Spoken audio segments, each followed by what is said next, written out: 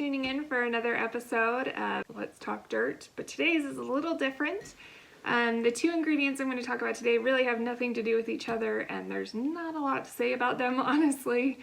So I'm going to do that at the same time as making a terrarium for this beautiful little begonia.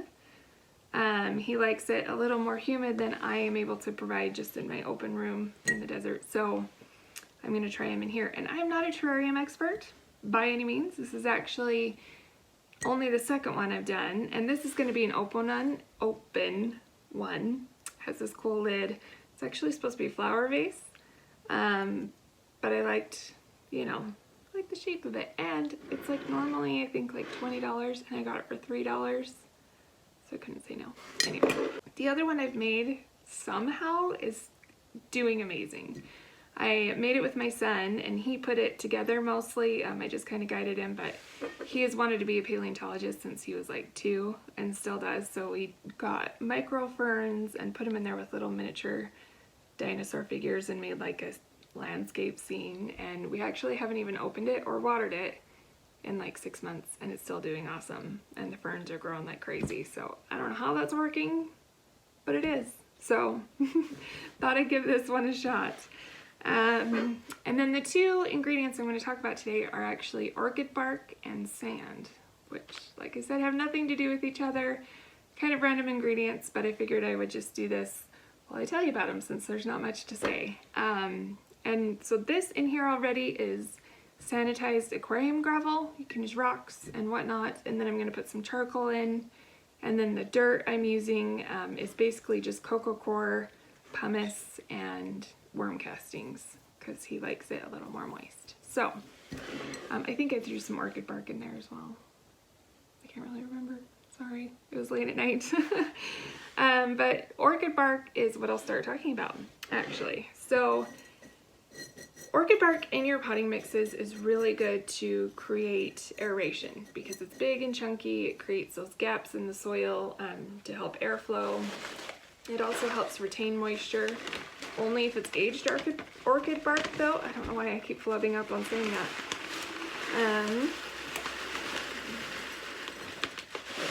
That's probably loud to hear me over. So aged orchid bark has like thousands of micropores all over it, so it absorbs water really well. If you're using green orchid bark, it's not going to absorb water, so keep that in mind. Also, like you can get potting mix bark, orchid bark, kind of has the same names, but it's the smaller bags. You can get mulch, just bear in mind, it is cheaper, however, you have to clean it really, really, really well. It's not cleaned at all, and it usually has a lot bigger pieces, so you'll kind of have to sort it out if you're using it for smaller pots. So that's the only thing there. See? That's about it on orchid bark. There's not a lot to say. So the next thing I wanted to talk about was, forgot already. Guys, I probably should have like, I don't know, had an energy drink before this or something. Oh, sand. So we're going to talk about sand. Now, sand, I'm making a mess, is great if you use the right kind. So I would suggest, I don't know, it's really important that if you don't have the right kind of sand, you're better off to not use sand at all. And the reason being is, okay, so the sand you want, let's start with that, is coarse sand. And why is it's going to be big and it's sharp, so when the roots run into those sharp edges, they're going to kind of split, and so it'll help you create a better root system. And it's going to be bigger and help with aeration and all that type of stuff. So, because a lot of people use sand in like cactus and potting soil, or cactus and succulent mixes. But yeah, really the only caveat there is that it has to be the right sand. It has to be that coarse sand. And they have builder sand that is similar, but it's very dirty as well. So you have to really clean that really, really well before you use it too. The reason why is if it's just regular sand or like play sand or beach sand, it's actually very small and very smooth, which doesn't help the roots grow if it bumps into them because it's not sharp. It's not going to help that root growth. And it actually will settle down into those air pockets that you've created with your other ingredients, and it's actually going to inhibit drainage. So that's why I say if you use sand, that's awesome, but just make sure it's the right one, because if it's just smooth, normal, like beach sand, it's going to do the opposite of what you're putting it in there for. So I tend to recommend just not using it unless you're using the right one. So that's my 2 cents on sand. And that's it. See, I told you, very short on those ingredients. So mostly this is just you watching me awkwardly make this terrarium, not knowing what I'm doing. Sorry about that. Phone call came in and shut off the video. Forgot to put on the do not disturb. But look at this cute little baby leaf, if it ever focuses. Anyway, he's adorable. I love him. So I'm just gonna stick him in here very carefully. And just make a giant mess while I'm at it. It looks great. Really good roots. You know what, this way I don't make terrariums because my hands are not tiny and dainty, and also I'm very shaky most of the time, so I kind of make a mess. But anyway, here we go. Put him in. If you guys have been adding ingredients that you have enjoyed from the other videos, let me know. I would love to hear how they're going for you. I know a lot of people have tagged me in your worm casting ones, and that makes me so happy.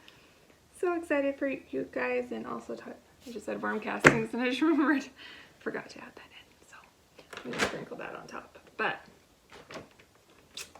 yeah, maybe we should have, you know, been more prepared, but it's just a different kind of video. So again, you can top dress with worm castings, and then when you water, it's gonna go down in there. So we're just gonna do that. I'll mix it in a little bit, and it'll get the tea, so it's fine. No big deal. Also, I have one more ingredient that I want to talk about, but it's gonna get its own little feature because I need to be paying attention to give you all the information. But then we can talk about soil mixtures. Again, I just need to be paying more attention because I'm realizing I can't do one thing and talk about something else. As you've seen, I was all over the place and kept flubbing up, but you know, I got my message out there, right? And again, not much to say about those two things, so I think we did fine. Okay. I think, no, just kidding. It's a piece of sphagnum moss. I thought it was a new little baby leaf coming out. Got really excited. Just moss. But I think he looks great, and he is going to enjoy this much more than just being a pot in my house. I do my best to add humidity in my house. I have a couple humidifiers around. I mist, but something with misting is you just want to have airflow in your house. A lot of people will say stop misting your plants because you can get fungus and mold, and while that's true, also if you have good airflow, it shouldn't be a problem because they get rained on and mist on in the wild. So I feel like they kind of appreciate it. I guess it depends on what water you use too. I use my distilled and actually put worm castings in my misting water too. It's one thing that I read, and a lot of agricultural growers will do that to help with pests and stuff too. So not a lot, I just put a teeny bit in, but they seem to like it. So I would say, you know, keep doing what works for you. Change it if it doesn't, but everyone's situation, everyone's conditions, everything's different. And with that note, I am not an expert on any of these things. This is just my experience, my research. I really love researching stuff. I love reading about it. My husband actually bought me a botany textbook the other day, and I cried when I opened it. It was a surprise, and I just leisurely read it. And I know that is not everyone's cup of tea. They kind of just want to know the information in a short form. So that's kind of what I'm trying to do with these series is just give you an easy, applicable information that you can add to your plants. Obviously, if you're an expert, I don't know why you're watching my videos anyway. So, I never claimed to be an expert, but it's just what I've done, what I've researched, what I like, and hopefully it helps you as well. So, this is this really fun terrarium filler I found.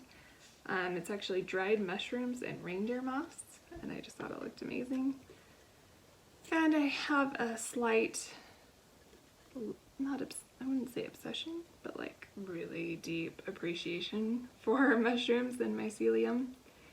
So I'm super excited with these. And actually, I've debated, you know, going back and getting a double degree in either horticulture or mycology, just because I really love, I'm just fascinated with mushrooms and fungi. They are freaking amazing, and what they do, like, they're just incredible, which actually is the next video that we're going to talk about, interestingly enough.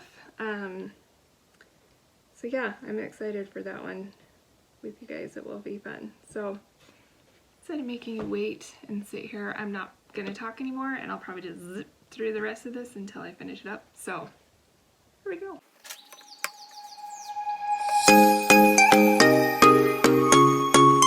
See my shaky hands? That's what I'm talking about. It makes it really difficult.